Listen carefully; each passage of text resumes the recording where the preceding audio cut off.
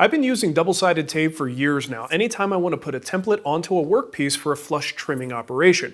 And it works okay, it's just kind of a pain in the butt to use. It's super sticky, tends to leave a residue on the surface, but it's the only way that I've known to do it. Until a couple of years ago when I saw a video by the guys at Crimson Guitars, and they are using blue tape and CA glue to serve the same purpose, and the results are cleaner, you don't have any residue, and it's using stuff you already have in the shop. So let me show you the difference between the two processes, and you can make a decision for yourself which one is better.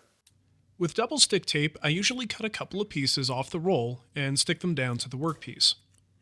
This stuff is pressure sensitive, so the more you rub it into the surface, the better it sticks. If you have a little bit of fingernail available, it's not too difficult to peel off the backing, though this is something that's incredibly frustrating on some brands that are out there. The backing is impossible to remove. The template is then attached, and pressure is applied to make the connection. When you're done routing, pop off the template and peel off the tape. Lots of times the tape will leave a residue on the surface. We have that here, but we've also pulled up some fibers, and that's not ideal. Thankfully, the damage is just on the template.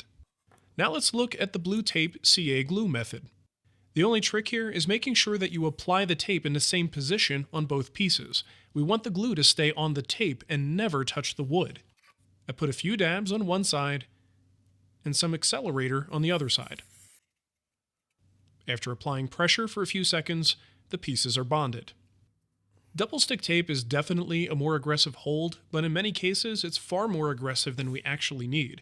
So with the CA glue method, it's easier to separate the pieces, and when we do, we could pull up the blue tape and there's no residue or damage on the surface. Now, every time I show this technique, it seems like people are seeing it for the first time. So that's the reason for doing this video, even though someone else already clearly covered this topic.